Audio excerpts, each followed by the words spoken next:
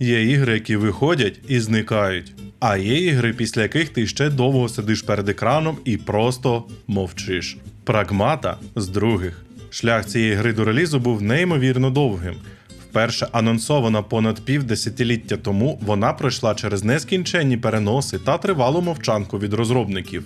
Але Capcom не здалися, і в час, коли ринок буквально переповнений різноманітними якісними і не дуже проєктами, вони пішли на ризик і створили абсолютно нове IP.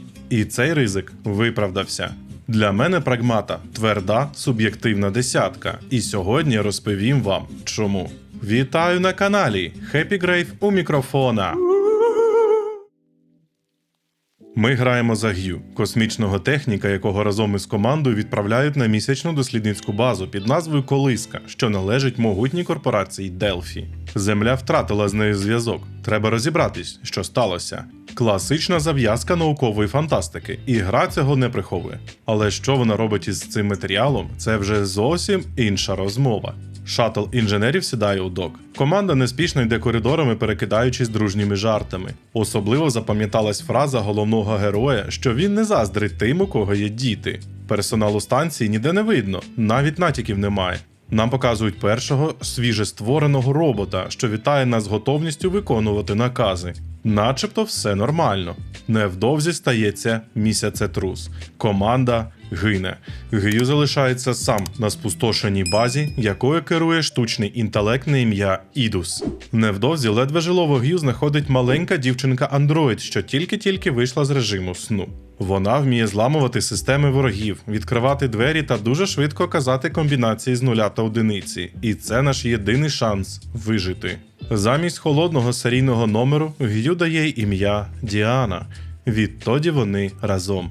Але що справді цікаво у цьому світі – це його будова. База функціонує завдяки видобутку унікального матеріалу – лунафіламенту – місячної нитки. Ця субстанція дозволяє місцевим 3D-принтерам створювати буквально все – зброю, машини, міста та навіть цілі екосистеми. Саме тому ти не блукатимеш лише стерильними металевими коридорами. Гра постійно дивує. Ось ти виходиш з лабораторії і раптом опиняєшся посеред повноцінної симуляції нью-йоркського Таймс-сквер. Або в лісовому біомі з деревами, піщаними берегами і імітацією сонячного світла. Кожна нова локація – це маленьке «Що? Серйозно?» Лор при цьому подається грамотно. Кат-сцени, голограми, електронні листи, записи на датападах. Вони не просто розширюють всесвіт, вони непомітно підкидають підказки до сюжетних поворотів.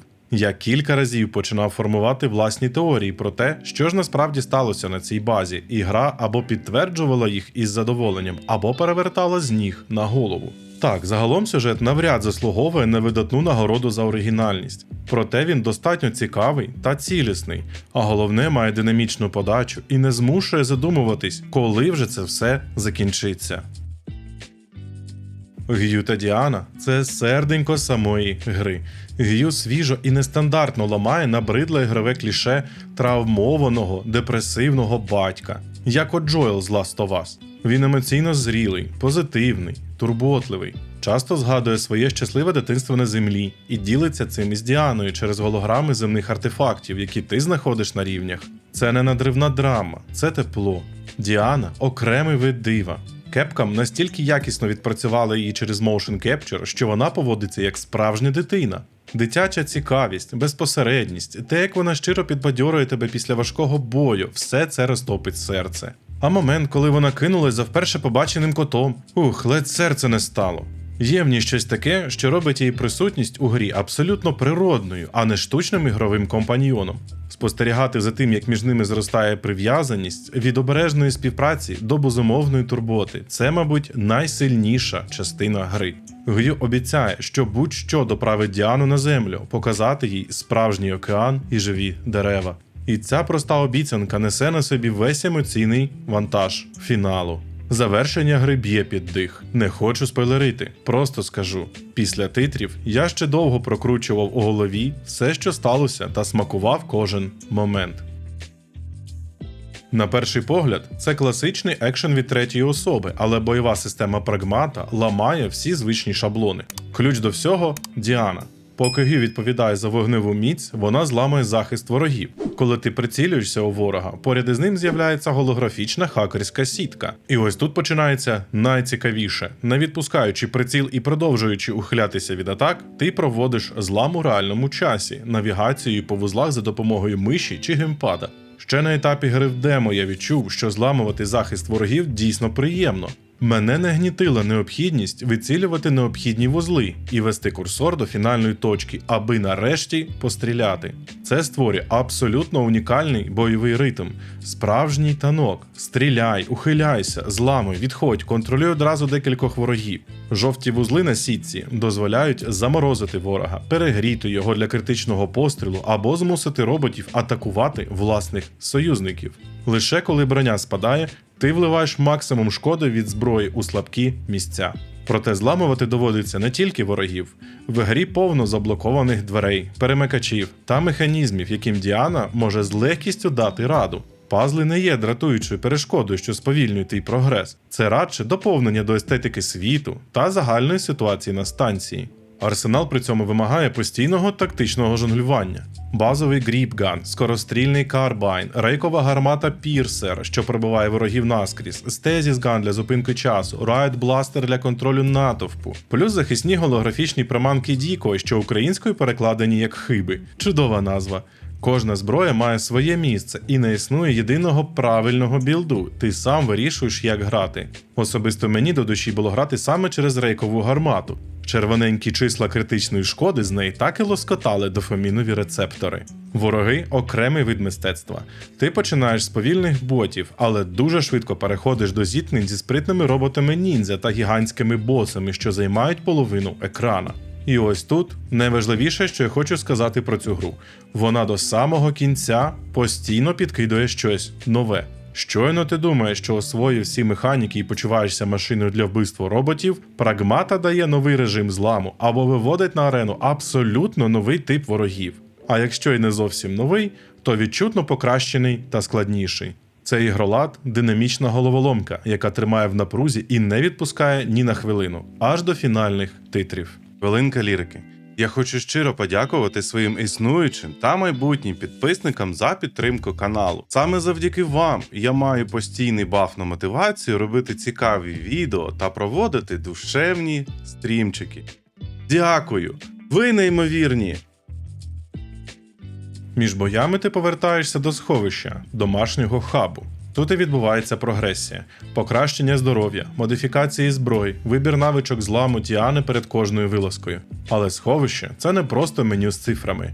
Досліджуючи рівні, ти знаходиш земні фрагменти пам'яті, іграшки та артефакти, які можна принести Діані. Вона гратиметься з глобусом, кататиме радіокеровану машинку, малюватиме тобі кумедні і такі теплі малюнки.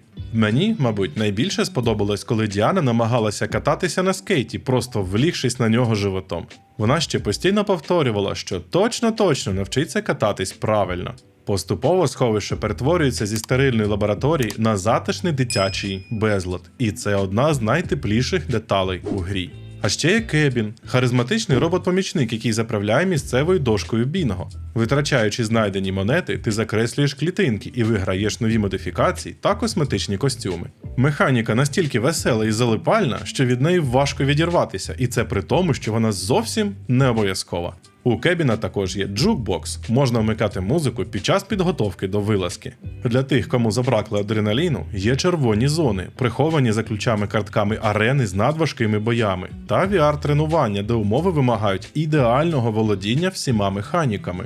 Я зазвичай пропускаю подібний контент у інших іграх, але ж тут грав із задоволенням. Хоча й не завершив усі випробування, проходити ігри на платину не моє. Прагмата працює на RE Engine, тому самому, на якому створювався Resident Evil Requiem, і це відчувається у кожному кадрі. Рівень деталізації маніакальний, скафандр Г'ю настільки ретельно пророблений, що під час кат-сцен хочеться просто зупинитись і роздивлятись кожну деталь. Дизайн ворогів настільки вигадливий, що ти, скоріше за все, відкриєш убудований бот-дейтабейс, оглянути моделі ближче та прочитати їх опис. Гра активно використовує Path Tracing, і різниця помітна. М'які реалістичні тіні, глобальне освітлення, відбиття в реальному часі з урахуванням об'єктів поза полем зору. Це не просто технічний показник, це атмосфера. Я грав на RTX 4080 Super та Ryzen 7 9800 X3D у роздільній здатності Quad HD. З увімкненим рейтрейсінг та DLSS гра видавала стабільні 100-120 кадрів на секунду без жодних просідань. І це при декількох запущених стрімах. Жодного виліту, жодного бага. Це один із найбільш технічно чудових релізів, у які я грав за останні роки, і для великобюджетної гри на старті це вже саме по собі досягнення. Прагмата – це не просто вдалий екшен із цікавими механіками. Це гра з величезним серцем. Вона нагадує нам, за що ми взагалі любимо відеоігри. Не за відкриті світи на 200 годин і не за щотижневі оновлення, а за ті моменти, коли ти сидиш перед екраном і розумієш, що тебе щойно торкнулось щось справжнє. Capcom ризикнули, створили нове IP і зробили це ідеально. Тверда суб'єктивна 10 з 10. Купуйте, грайте, відчуйте самі. А в коментарях під відео є посилання на мій особистий Discord сервер, а також Twitch і Telegram канали. До зустрічі в наступному відео!